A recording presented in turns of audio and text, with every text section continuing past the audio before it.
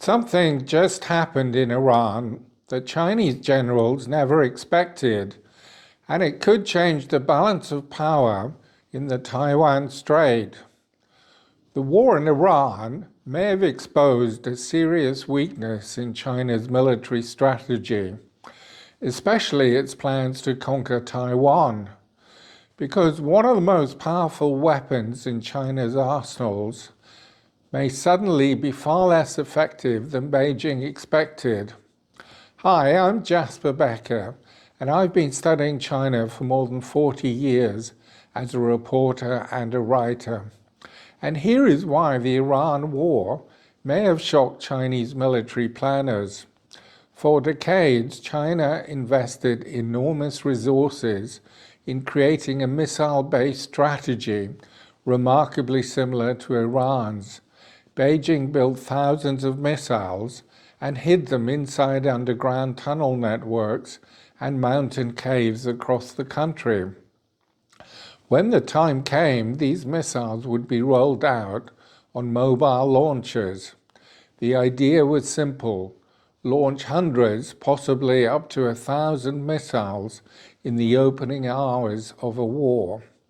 These missiles would target Taiwan's air bases, radar systems, ports, and command centers. At the same time, they could target American ships and military bases across the region. The logic behind this strategy is clear. Missiles are much cheaper than aircraft carriers. They are easier to produce than advanced fighter jets, and once they are launched, they are extremely difficult to intercept. That is why missiles became the central pillar of China's military strategy. But what has just happened in Iran may show the limits of that approach, and it raises a disturbing question for Beijing. What if missiles alone cannot win a modern war?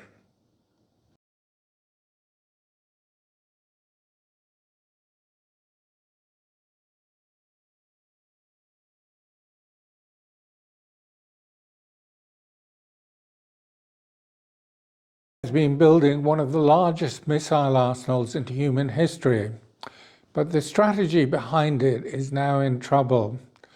Over the last 10 years, China has rapidly been expanding the number of these weapons, and they're being built by a branch of the military called the People's Liberation Army Rocket Force.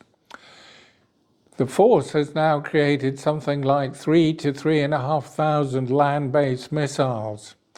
The inventory includes approximately 900 short-range ballistic missiles, roughly 1,300 medium-range missiles, around 500 intermediate-range missiles, and hundreds of intercontinental ballistic missiles, plus many hundreds of cruise missiles.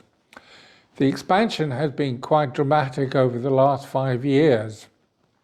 And it's interesting because over this time, the United States has been forbidden to build these kinds of missiles because of the Intermediate Range Nuclear Forces Treaty, which it signed with Russia. The treaty banned both countries from possessing land-based missiles with ranges between 500 and 5,000 kilometers. China was never party to that agreement.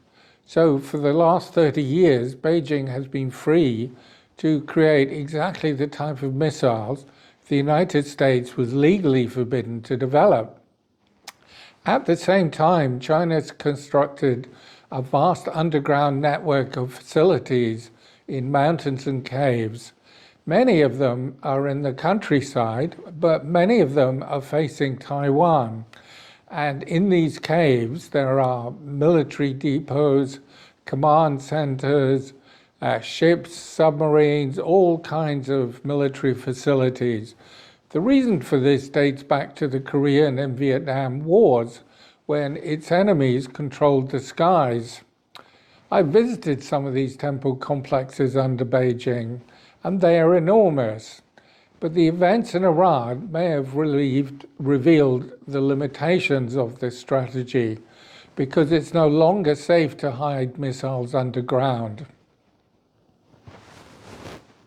现在咱们是什么都敢往外拿呀。最近央视又曝光了我国地下核长城，原来咱们不止地面有长城，地下也有啊。从镜头中清晰可见，那深邃的地下导弹洞库里陈列着一件件大杀器，每一件都足以令对手胆寒。那错综复杂、四通八达的隧道网络，宛如一座巨大的迷宫，不仅敌人进去会迷失方向，恐怕就连我们自己人也得依靠导航才能穿梭其中，稍有不慎便可能迷失在这庞大的地下世界。这座地下长城并非一朝一夕之功，其建设历史可以追溯到90年代。几十年来，我们坚持不懈地挖掘与修建，使其愈发壮观与坚固。如今，全国范围内已形成了超过5000公里的地下隧道网络，它们横跨南北，纵贯东西，密度之大，甚至超越了地铁系统，其坚固程度堪比乌龟壳，都是深入坚硬花岗岩山体内部数百米的超级加固隧道，防盗门厚度超过1米，钢筋混凝土墙更是坚不可摧，任凭外界如何轰炸，都难以撼动分毫。真假发射口更是设计的滴水不漏，导弹发射车在洞窟体系中可以自由机动，发射口遍布各处，令敌人眼花缭乱，根本无法准确判断哪个发射口隐藏着致命的武器。想要精准打击，那简直是痴人说梦。再配合一整套完善的地下生存体系，这里简直就是导弹部队的5星级豪华避难所。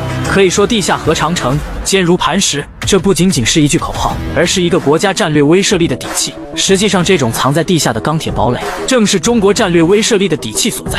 而此次曝光地下核长城，核心意图在于通过战略威慑、技术透明化和国内动员，巩固国家安全基础，同时在国际和战略博弈中争取主动权。其目标既包括回应外部压力、展示防御能力，也包含凝聚国内共识、致敬建设者牺牲。这一举动既是中国核战略的延续，也是新时代国防宣传策略的体现。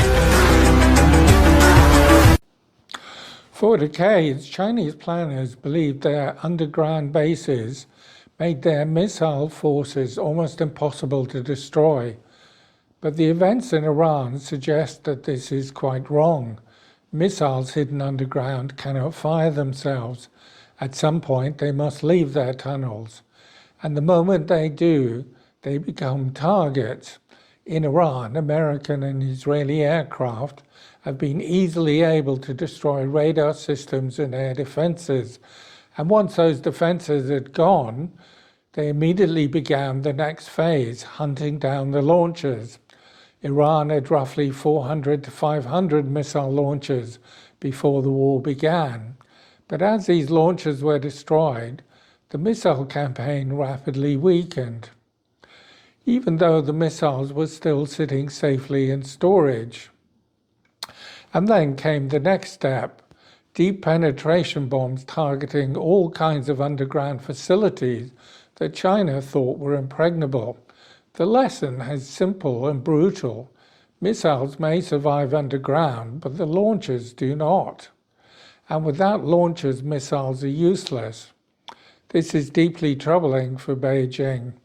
And there are clues that something may already be changing in China. Over the past 2 years, Xi Jinping has been carrying out an extraordinary purge of the People's Liberation Army rocket force, the very branch responsible for China's missile arsenal. We don't know exactly why, but its top commanders have been axed, including Liu Chao, who simply disappeared from public view, followed by his deputy Liu Guangbing and Defense Minister Li Shangfu. Perhaps this is about corruption or procurement failures, or doubts about the reliability of these missiles, or maybe Xi Jinping believes they were disloyal or questioned his timetable to take over Taiwan.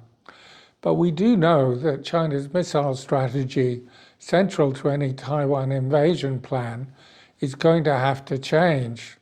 The war in Iran may have exposed a critical weakness in China's strategy, and it may have made the Taiwan Strait a much safer place, at least for many years in the future.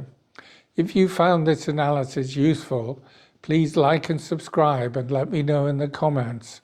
Could missiles alone ever help win a war against Taiwan?